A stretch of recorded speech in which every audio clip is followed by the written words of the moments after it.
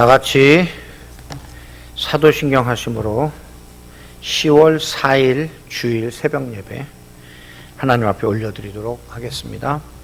전능하사 천지를 만드신 하나님 아버지를 내가 믿사오며 그 외아들 우리 주 예수 그리스도를 믿사오니 이는 성령으로 잉태하사 동정녀 마리아에게 나시고 본디오 빌라도에게 고난을 받으사 십자가에 못 박혀 죽으시고 장사한 지 사흘 만에 죽은 자 가운데서 다시 살아나시며 하늘에 오르사 전능하신 하나님 우편에 앉아 계시다가 저리로서 산 자와 죽은 자를 심판하러 오시리라.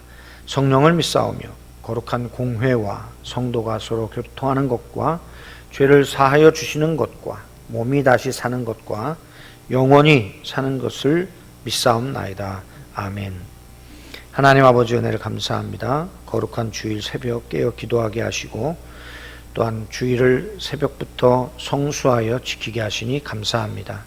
하나님, 우리 모든 성도들 그 심령 속에 예수 그리스도 안에서의 기쁨과 평강이 넘치게 하시고 이 환난의 때를 믿음으로 승리하며 이겨낼 수 있도록 하나님 그 심령 가운데 하나님의 말씀으로 생명력을 더하여 주옵소서.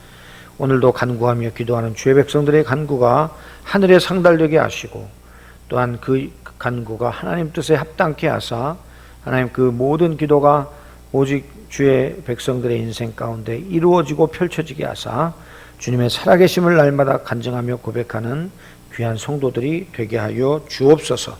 예수 그리스도의 이름으로 기도하옵나이다. 아멘. 찬송가 93장입니다. 93장입니다.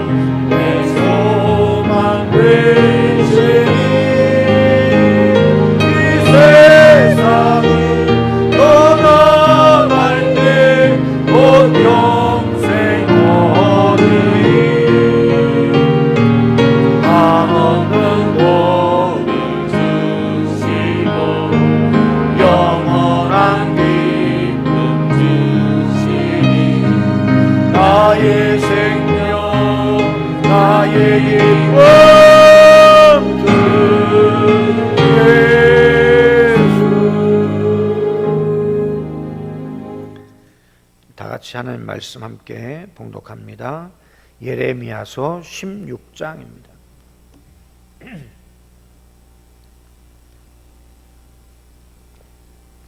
예레미야서 16장 말씀입니다. 한 절씩 봉독해 올리도록 하겠습니다. 여호와의 말씀이 또 내게 임하여 이르시되 너는 이 땅에서 아내를 맞이하지 말며 자녀를 두지 말지니라. 이곳에서 낳은 자녀와 이 땅에서 그들을 해산한 어머니와 그들을 낳은 아버지에 대하여 여호와께서 이와 같이 말씀하시오니 그들은 독한 병으로 죽어도 아무도 슬퍼하지 않을 것이며 묻어주지 않아 지면의 분토와 같을 것이며 칼과 기근에 망하고 그 시체는 공중의 새와 땅의 짐승의 밥이 되리라. 여호와께서 이와 같이 말씀하시되 조상집에 들어가지 말라. 가서 통곡하지 말며 그들을 위하여 애곡하지 말라. 내가 이 백성에게서 나의 평강을 빼앗으며 인자와 사랑을 제함이라. 여호와의 말씀이니라. 큰 자든지 작은 자든지 이 땅에서 죽으리니 그들이 매장되지 못할 것이며 그들을 위하여 애곡하는 자도 없겠고 자기 몸을 베거나 머리털을 미는 자도 없을 것이며 그 죽은 자로 말미암아 슬퍼하는 자와 떡을 떼며 위로하는 자가 없을 것이며 그들의 아버지나 어머니의 상사를 위하여 위로의 잔을 그들에게 마시게 할 자가 없으리라. 너는 잔치집에 들어가서 그들과 함께 앉아 먹거나 마시지 말라. 만군의 여호와 이스라엘의 하나님께서 이와 같이 말씀하시니라. 보라, 기뻐하는 소리와 즐거워하는 소리와 신랑의 소리와 신부의 소리를 내가 내 목전 내 시대에 이곳에서 끊어지게 하리라. 네가 이 모든 말로 백성에게 말할 때 그들이 내게 묻기를 여호와께서 우리에게 이 모든 큰 재앙을 선포하시면 어찌 됨이며 우리의 죄악은 무엇이며 우리가 우리 하나님 여호와께 범한 죄는 무엇이냐 하거든. 너는 그들에게 대답하기를 여호와께서 말씀하시되 너희 조상들이 나를 버리고 다른 신들을 따라서 그들을 섬기며 그들에게 절하고 나를 버려 내 율법을 지키지 아니하였음이라. 너희가 너희 조상들보다 더욱 악을 행하였도다. 보라, 너희가 각기 악한 마음의 완악함을 따라 행하고 나에게 순종하지 아니하였으므로 내가 너희를 이 땅에서 쫓아내어 너희와 너희 조상들이 알지 못하던 땅에 이르게 할 것이라. 너희가 거기서 주야로 다른 신들을 섬기리니 이는 내가 너희에게 은혜를 베풀지 아니함이라 하셨다 하라. 여호와의 말씀이니라. 그러나 보라, 날이 이르리니 다시는 이스라엘 자손을 애굽 땅에서 인도하여 내신 여호와께서 살아계심을 두고 맹세하지 아니하고 이스라엘 자손을 북방 땅과 그 쫓겨났던 모든 나라에서 인도하여 내신 여호와께서 살아계심을 두고 맹세하리라. 내가 그들을 그들의 조상들에게 준 그들의 땅으로 인도하여 드리리라. 여호와의 말씀이니라. 보라, 내가 많은 어부를 불러다가 그들을 낫게 하며 그 후에 많은 포수를 불러다가 그들을 모든 산과 모든 언덕과 바위 틈에서 사냥하게 하리니 이는 내 눈이 그들의 행위를 살펴보므로 그들이 내 얼굴 앞에서 숨기지 못하며 그들의 죄악이 내 목전에서 숨겨지지 못함이라. 내가 우선 그들의 악과 죄를 배나 갚을 것은 그들이 그 미운 물건의 시체로 내 땅을 더럽히며 그들의 가증한 것으로 내 기업에 가득하게 하였음이라. 여호와 나의 하나님, 나의 요새 환난 날의 피난처시여 민족들이 땅 끝에서 주께 이르러 말하기를 우리 조상들의 계승한 바는 허망하고 거짓되고 무익한 것뿐이라. 사람이 어찌 신 아닌 것을 자기의 신으로 삼겠나이까 하리이다. 함께 봉독합니다. 여호와께서 이르시되 보라, 이번에 그들에게 내 손과 내 능력을 알려서 그들로 내 이름이 여호와인 줄 알게 하리라. 아멘. 기도하겠습니다. 하나님, 오늘 예레미야 16장 말씀을 통하여 하나님의 계시의 말씀을 저희들이 깨닫게 하시고 또한 그 말씀의 비밀들이 우리 안에 하나님 밝히 알아지게 하셔서 우리가 하나님의 뜻을 헤아리고 하나님의 마음을 기쁘시게 해드리는 진정한 그리스도인들로 살아가기를 결단하는 역사들이 있게 하여 주옵소서. 말씀 듣겠습니다. 성령께서 하나님 붙들어 주시고 우리 모든 성도들 말씀을 붙들고 능력을 덧입어 주의 뜻을 행하는 귀한 신앙의 자리로 나아가게 해 주옵소서. 예수 그리스도의 이름으로 기도하옵나이다. 아멘. 할렐루야. 예레미야 16장을 통해서 함께 은혜를 나누기를 원합니다. 이제 여러분들 추석들 잘 쇠셨는지 모르겠습니다. 어디 출타하신 분들도 계실 것이고 또 집에만 계신 분들도 계실 텐데 어쨌든 다들 무탈하시기를 주님의 이름으로 축복합니다. 이번 한 주간 저희들이 확진자들이 많이 나타나지 않아야 또한 예배를 좀 빨리 대면 예배로 전환할 수 있는 시간이 빨리 올 것 같습니다. 그러니까 여러분들 다 주의하시고 조심하셔서 한 주간을 또 잘 살아내시기를 주님의 이름으로 부탁을 드립니다. 오늘 예레미야 16장에는 하나님께서 우리의 그 일상적인 생활 속에서 하는 일들 있죠.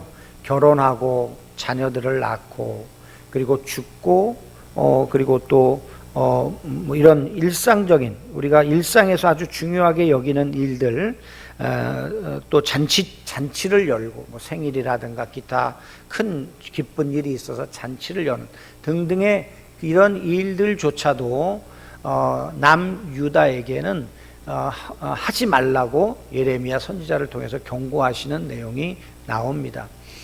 우리가 이 내용과 연결해서 신약으로 오면 예수님께서도 또 장가 들고 시집 가고 소도 팔고 논도 팔아야 된다 하면서 예수님의 초청을 받지 못하는 그런 그 비유를 들으시면서 우리에게 말씀해 준 내용들을 우리가 볼 수 있죠. 왜냐하면 하나님의 심판이 급박하게 임하면 이런 것들이 아무런 의미를 갖지 못한다는 것이죠. 우리는 결혼하고 자녀를 출산하고 그리고 또 죽고 그리고 또 잔치를 여는 이런 모든 일들이 우리 일생에 굉장히 중요한 일처럼 여깁니다. 그래서 잔치집에 못 가거나 상가집에 못 가면 어땠습니까? 사람 노릇을 잘 못하는 것처럼 여기지 않습니까? 부모님들 자녀들이 좀 과연해지면 왜 계속해서 명절 때마다 스트레스를 줍니까? 그 혼사가 일륜지 대사라고 생각을 하는 것이죠. 그런데 이런 일들조차도 하나님의 심판이 임하고 하나님의 그 징계가 임할 때는 그런 것들이 전혀 중요하지 않고 차라리 그렇게 하지 않는 것이 오히려 슬픔을 조금 더 줄일 수 있는 비결이 될 정도다라고 말씀하시는 것이죠. 그래서 오늘 예레미야에게 하나님께서는 아내를 맞이하거나 자녀를 두지 말라고 명령하십니다. 그 이유가 뭐냐 그러니까요, 우리 3절 4절인데 태어날 아이나 그들을 낳은 부모는 질병과 칼과 기근에 의해 죽게 될 것이에요. 그러니까 여러분 결혼을 했는데 신랑이 금방 죽어버려요. 그러면 신부에게는 참 비참한 일이잖아요. 이미 우리 6.25 때 다 경험하지 않았습니까? 또 자녀를 낳았는데 그 자녀들이 전쟁에서 다 죽어버려요. 그럼 이 가정이 얼마나 큰 슬픔입니까? 그런데 슬퍼해 줄 사람도 묻어줄 사람도 없어서 지면에 그 흙처럼 뒹굴다가 또 지면에 그 어떤 뭐랄까요 그 더러운 분비물처럼 뒹굴다가 새와 짐승의 밥이 될 것이기 때문이다 라고 말하죠. 오늘 3절 4절 한번 다 같이 볼까요? 함께 봉독합니다.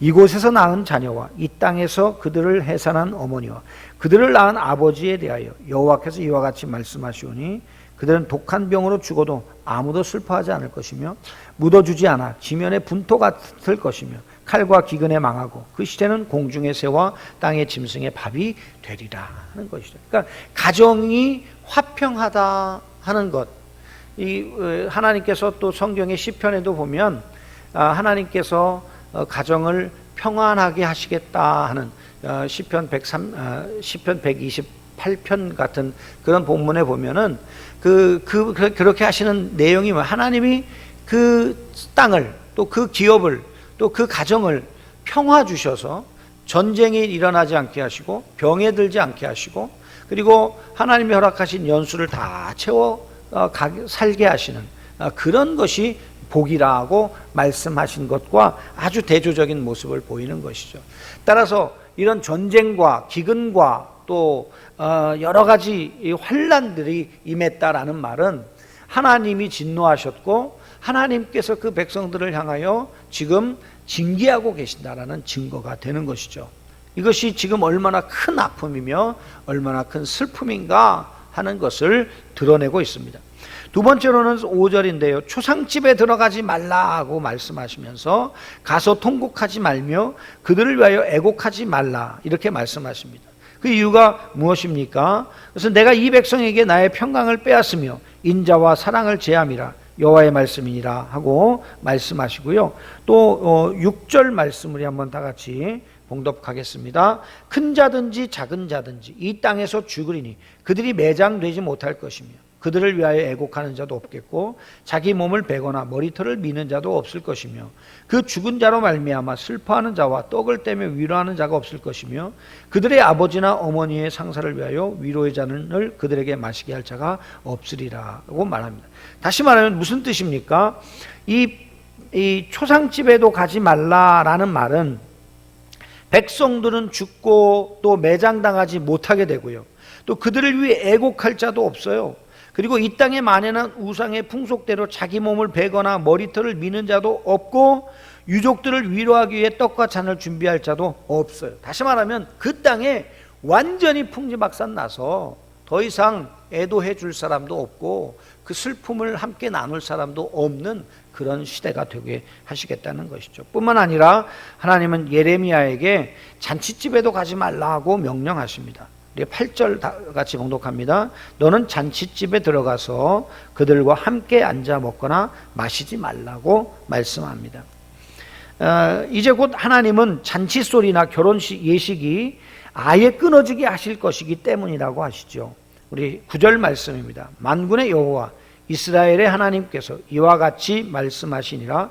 보라, 기뻐하는 소리와 즐거워하는 소리와 신랑의 소리와 신부의 소리를 내가 내 목전 내 시대에 이곳에서 끊어지게 하리라. 그러니까 더 이상 즐거운 일이 없다는 말입니다. 이처럼 우리 사람들에게 있어서 가장 기본적인 희노애락의 어떤 상황 속에서도 그것을 가지 못하게 하시는 이런 명령은 이제 지금 유다 앞에 철저한 하나님의 심판이, 멸망이 임박해 있음을 보여주는 경고다라고 말할 수 있는 것이죠. 그렇습니다. 하나님께서는 유다에게 얼마나 철저한 심판을 지금 행하실지, 그 멸망이 얼마나 처참할지를 보여주는데, 인간이 가장 중요하게 생각하는 기본적인 희노애락에 대한 문제죠. 결혼하고 자식 낳고 초상 치르고 그리고 또한 잔치 열고 이런 것들을 멈추라 하는 거죠. 이런 것들을 할 지금 여유가 없고 이런 것들을 할 수 있는 상황이 아니라는 것을 확실하게 말씀해 주는 것입니다.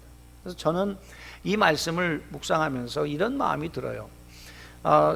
이 하나님께서 이런 멸망을 선포하는 이스라엘 백성들은 지금 이런 심판을 받아 마땅하죠. 왜냐하니까 우상 숭배가 얼마나 극렬했는지요. 풍요의 신만을 그냥 무슨 바알 신만 섬기는 것이 아니라 하나님 어머니라고 해서 섬겼죠. 이게 이제 아세라 여신을 섬기는 것이죠. 거기다가 또 몰록 신까지 섬겨서 자식까지 막 제사로 바쳤죠. 이런 상황이니까 하나님은 더 이상 참을 수가 없어요. 그래서 심판을 당하는 것, 멸망을 당하는 것이 어쩌면 남유다가 당연한 것일 수 있죠. 그러나 이 말씀을 전하는 예레미야 선지자의 마음이 어떠했을까 하는 거죠. 저는 목회자로서 강단에서 말씀을 선포할 때요, 성도들에게 좋은 말만 전하고 싶거든요. 좋은 메시지만 전하고 싶고 축복된 메시지만 전하고 싶거든요. 근데 성경이 그것만 말하지는 않거든요. 반드시 그 축복 앞에는 반드시 선행되어야 될 조건들이 따라가거든요. 진정한 회개가 있어야 되고요, 돌이킴이 있어야 되고요, 하나님 말씀에 순종하며 겸손하여 낮아져서 하나님 말씀을 따라가는 그 순종이 있어야 되고, 진정한 예배자로서의 자세가 준비되어야만 하나님께서 나머지를 행해 주시는 것이죠. 그런데 그렇지 않은 것에 대하여 설교할 때요, 참 가슴이 아프죠. 어렵습니다. 어떻게 하면 좀 이걸 조금 미화해서 설교할까, 이런 고민에 빠져요. 그런데 오늘 이 예레미야의 이 예언은 어떻습니까? 거의 독설에 가까운, 당시의 모든 거짓 선지자들이 평안하다 평안하다, 하나님이 성전에서 우리와 함께 하신다 하며 이런 거짓 예언을 할 때에 혼자서만 이 아픈 메시지를 전해야 되는 이 선지자의 외로움, 참 많이 생각해 보게 됩니다. 사랑하는 성도 여러분, 요즘에 한국 교계 안에도요, 보면 축복에 대한 것만 강조하는 그런 메시지를 전하는 분들이 많이 있어요. 그러나 여러분, 그것이 과연 한국 교회를 건강하게 했을까요? 한국 교회가 지금 이렇게 된 것은 어디에 기인할까요? 어쩌면 정말 영생의 종교요, 또한 생명의 종교요, 하나님과 우리 사이에 이 왕이 되시고 백성이 되고 아버지 되시고 우리는 그분의 아들 되는 이 생명의 관계로 묶여져 있는 이 관계를 그저 그냥 우상숭배의 수준으로 격화시켜버리는 그런 메시지들이 난무하는 이 시대에 우리가 살고 있지 않습니까? 저는 주님의 이름으로 우리 성도님들께 부탁을 드립니다. 우리가 하나님을 제대로 섬길 수 있기를 주님의 이름으로 간곡히 부탁합니다. 하나님의 말씀을 따라서 우리가 정말 하나님을 섬기는 법을 온전하게 하여 하나님이 기뻐하시는 예배자가 되기를 축복합니다. 사실 예배는 오늘 뒤에도 말씀이 나오지만 우리가 하나님께 내가 자발적으로 예배 드리는 것이 아닙니다. 그럴 수 없습니다. 우리는. 왜냐하면 우리는 부패한 인간이기 때문에 그렇습니다. 그런데요, 어떻습니까? 하나님께서 우리에게 예배 드릴 마음을 주시고 하나님께서 주님께 영광 돌릴 은혜를 베풀어 주셨기에 오늘도 우리가 예배할 수 있는 것 아니겠어요? 이 놀라운 축복의 이 은혜를 우리가 상실하지 말고 이제 이 마지막 때를 살아가는 성도로서 우리가 하나님을 더 신실하게, 더 한마음으로, 더 전심으로 섬길 수 있는 우리 성도님들 다 되시기를 주님의 이름으로 축원합니다. 두 번째로 우리가 살펴볼 것은 하나님은 예레미야가 이 같은 경고를 전할 때 백성들이 자신들에게 도대체 무슨 그리 큰 죄가 있느냐는 뉘앙스로 반응할 것이다 이렇게 알려주십니다. 다시 말하면 예레미야가 혹시 이렇게 말씀을 전했는데 백성들이 회개 안 하면 낙심할까 봐 이 백성들이 어떤 반응을 보일지 미리 알려주신다네. 저들이 얼마나 강팍했는지 그들이 어떤 반응을 보일지를 알려주시는 겁니다. 그때 그들에게 대답할 말씀도 함께 알려주셨습니다. 그것은 하나님을 버리고 우상을 섬기며 율법을 버린 조상들보다 너희들이 더욱 악을 행하였기 때문이다 라고 말하는 것입니다. 우리 한번 함께 봉독할까요? 우리 10절입니다. 네가 이 모든 말로 백성에게 말할 때 그들이 네게 묻기를 여호와께서 우리에게 이 모든 큰 재앙을 선포하시면 어찌 됨이뇨? 우리의 죄악은 무엇이며 우리가 우리 하나님 여호와께 범한 죄는 무엇이냐 하거든. 11절입니다. 너는 그들에게 대답하기를 여호와께서 말씀하시되 너희 조상들이 나를 버리고 다른 신들을 따라서 그들을 섬기며 그들에게 절하고 나를 버려 내 율법을 지키지 아니하였습니다. 12절입니다. 너희가 너희 조상들보다 더욱 악을 행하였도다. 보라 너희가 각기 악한 마음에 완악함을 따라 행하고 나에게 순종하지 아니하였으므로 라고 말씀하죠. 그러니까 결국 이 남유다가 멸망하고 이런 하나님의 진노를 당해야 되는 이유는 뭐예요?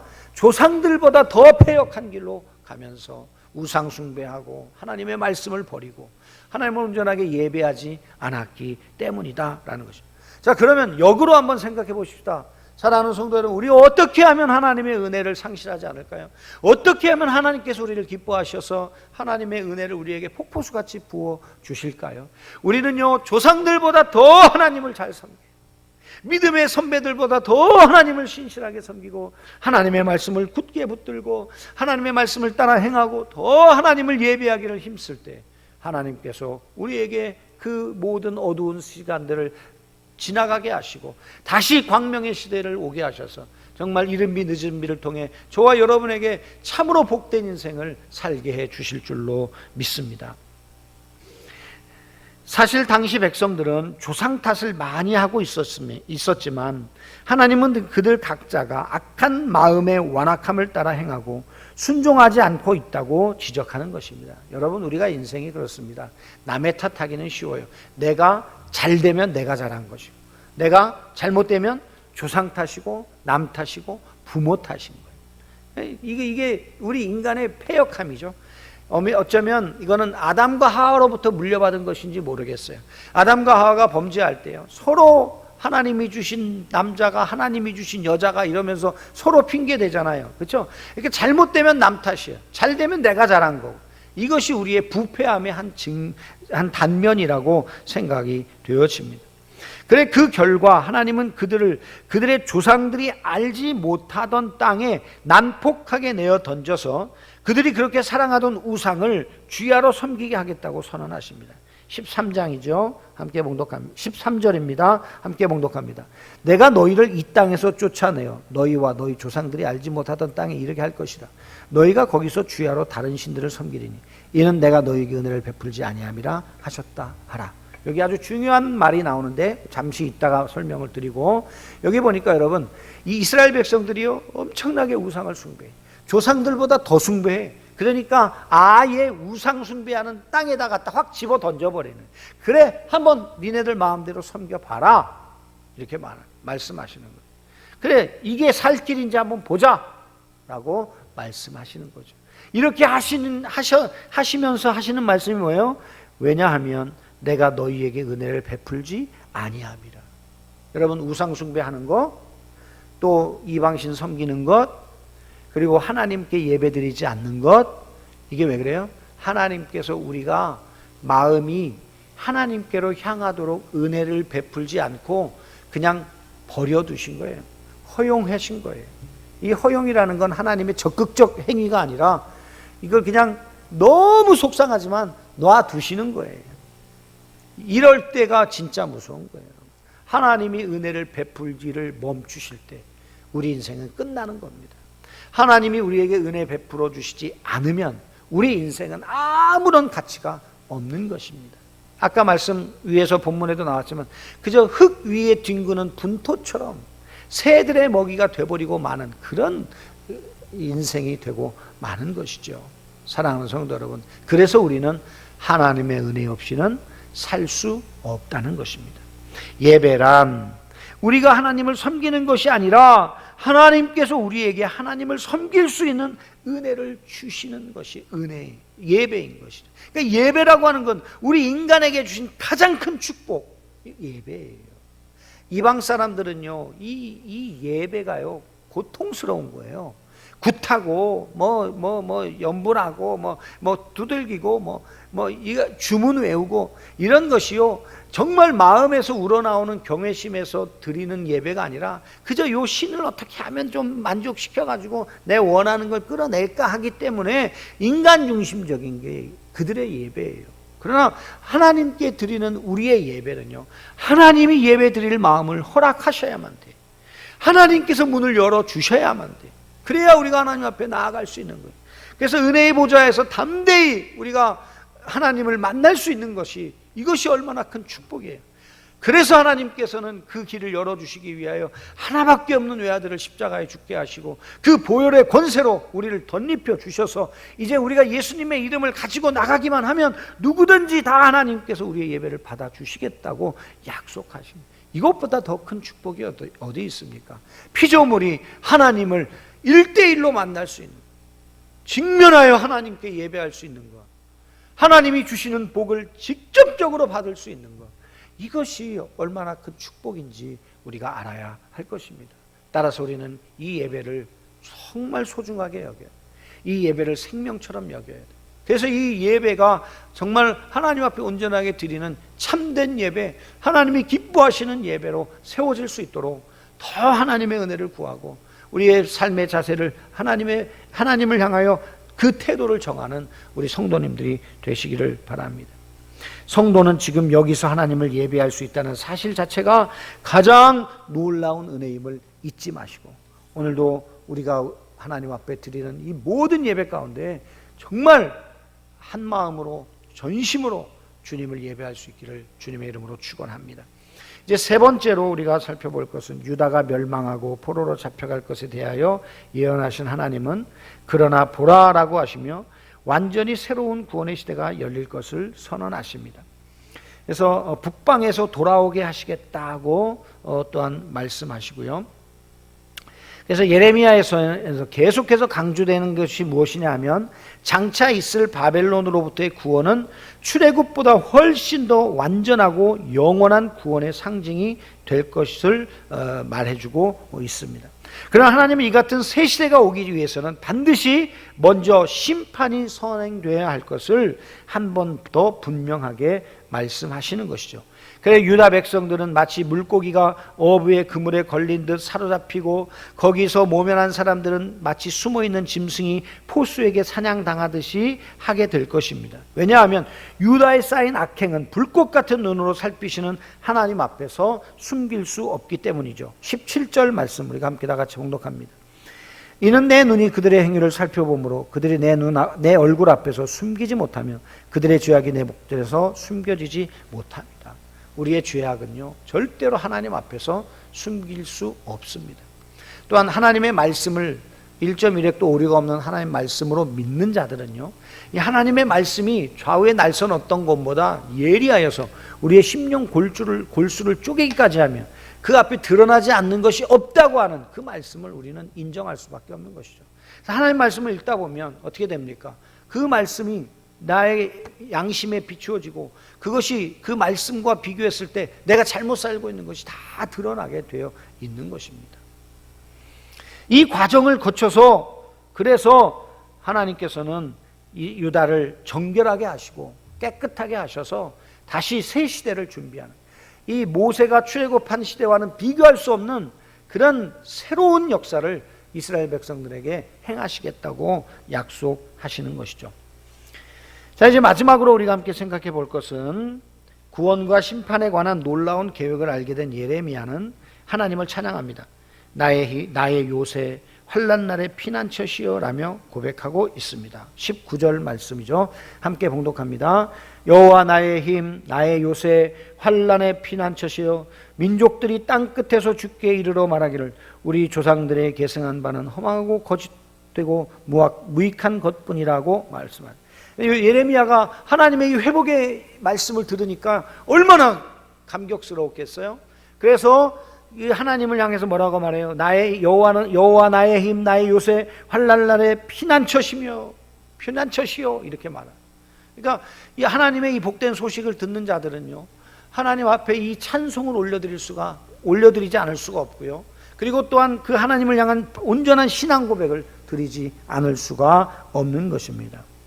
그리고 그날의 모든 민족들이 하나님께 아뢰 고백을 대언하죠. 그날이 되면 땅끝에서부터 온 천하 만민은 우리 조상들의 계승한 바는 허망하고 거짓되고 무익한 것뿐이라 하면서 진심으로 회개하게 될 것이고 사람이 어찌 신 아닌 것을 자기 신으로 삼겠나이까 라고 하면서 오직 하나님만을 섬길 것을 결단하게 될 것입니다. 결국 이방의 포로로 잡혀가 그들이 우상을 추구하겠다고 했지만 어떻습니까? 그 우상들은 아무것도 아닌 것이 되는 것을 그들에게 깨닫게 하셔서 결국 하나님께서 그 백성들을 돌아오게 하시는 거죠. 제가 아는 형제 한 사람이 아버지는 미국 사람이고 어머니는 한국 분이신데 이제 한국에서 10년 정도 사시다가 부모님 계신 미국으로 돌아가면서 페이스북에 이렇게 기록했어요. 탕자 귀환합니다. 이렇게 해놨더라고요. 그래서 제가 거기다 어머니가 소고기를 준비해 놓으신답니다. 이렇게 써놨어요. 그래서 제가 그 밑에다 이렇게 썼어요. 가락지도 준비하셨답니까? 그랬더니 그 친구가 도착해서 이제 다시 안부를 전해왔는데 잘 도착했다고 하면서 가락지는 없던데요. 이렇게 써놨어요. 여러분 이 탕자의 비유 우리가 성경에서 말씀하시는데 여러분 아버지가 그 아들이 이 돈 갖고 나가면 어찌 될 것 뻔히 아시잖아요. 근데 가서 그냥 고생하도록 놔두셨잖아요. 가서 죽도록 고생해 보니까 어때요? 그래도 아버지 집에서 종살이 하는 게 낫다 하고 돌아오게 돼요. 어쩌면 이방 땅 바벨론에다가 확 던져놓은 그 이스라엘 백성들이 가서 살아보니까 어때요? 그래도 우리가 섬겼던 하나님이 최고의 신, 진짜 신이시구나 깨닫게 되고 그들이 돌아올 때 하나님께서 그들을 받아주시고 새로운 시대를 허락해 주시겠다는 말씀인 것이죠. 사랑하는 성도 여러분, 이런 점에서 바벨론에 의한 포로됨과 70년 만의 귀환은 범죄한 이스라엘을 새롭게 하실 뿐 아니라 복음을 알지 못하는 열방을 구원하기 위한 하나님의 분명하신 섭리였음을 우리는 알 수 있게 되는 것이죠.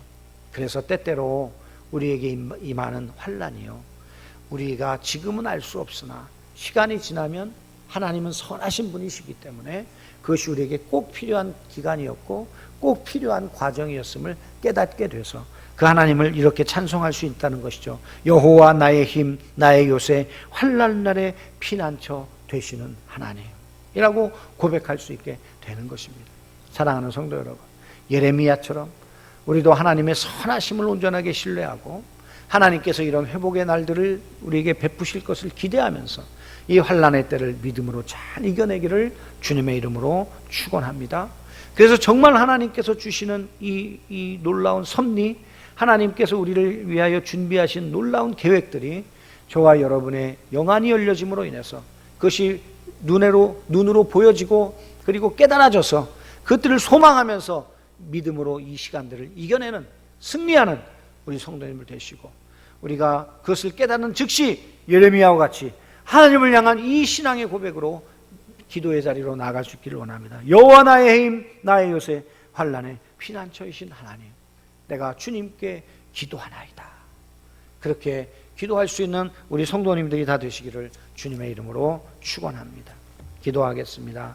하나님 감사합니다. 오늘도 말씀을 통해서 참으로 유다에게 임박한 환난에 대해서 말씀하시고 또한 회복에 대해서 말씀하시는 하나님, 이 환난이 없이 우리가 주님 앞에 돌이키지 못하는 그 강팍한 심령을 주님 긍휼히 여겨 주시고, 하나님 우리가 속히 이 말씀을 통해 우리의 강팍함을 인정하며 하나님 앞에 거꾸러져 자복하며 회개하며 더 주님의 은혜를 사모할 수 있는 믿음의 백성들로 신앙이 자라게 하여 주옵소서. 결국 하나님의 계획의 마지막은 회복이요 구원인 줄로 믿습니다.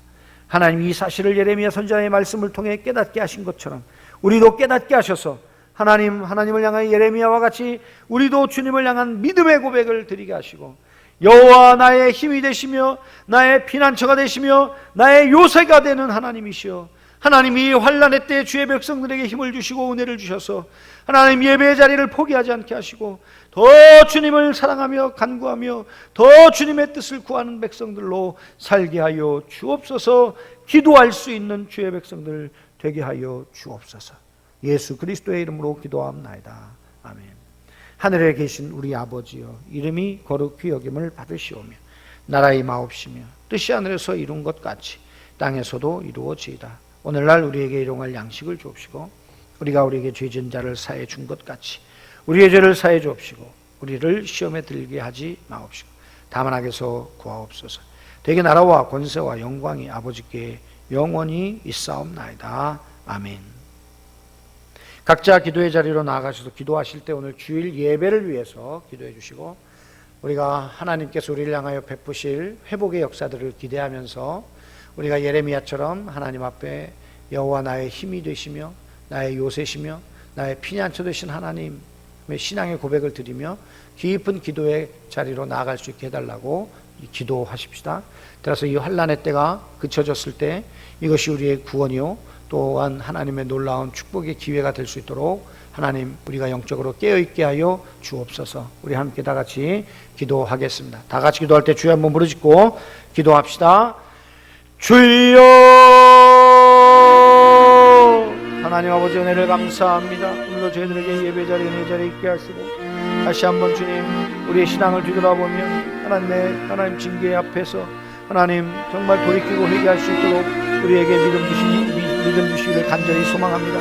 남유다를 바벨론에 하나님 다 던져놓으시고 우상을 섬기게 하시며 하나님 그 길로 가도록 버려두신 하나님, 그러나 그 마지막은 결국 우리가 하나님 섬기는 것이 최고의 복임을 하나님 깨닫게 하시고 하나님 앞으로 하나님 품으로 돌아오게 하시기 위한 주님의 방법인 줄로 믿습니다. 이 환난의 끝에, 이 어려움의 끝에, 이 환난의 어려움의 끝에 하나님 계실 줄로 믿고 하나님 구원을 베푸실 줄로 믿고 합력하여 선을 이루실 줄로 믿습니다. 주여 도와주시고 주여 역사하셔서 하나님 우리가 주님 앞에 바른 신앙의 고백을 가지고 더 주님을 깊이 섬기고 더 주님을 바른 마음으로 섬겨나갈 수 있도록 아버지여 도우시고 인도하시고 거룩한 주일 주일에 나와 예배하는 모든 주의 백성들 또한 주님 앞에 하나님 예배드리는 모든 주의 백성들 오늘도 하나님 은혜 가운데 충만하게 하시고 이 예배야말로 참으로 하나님께서 우리에게 주신 최고의 축복을 깨닫고 생명을 걸고 이 예배를 지키며 수고할 수 있는 저희들이 다 될 수 있도록 아버지 도와주시옵소서.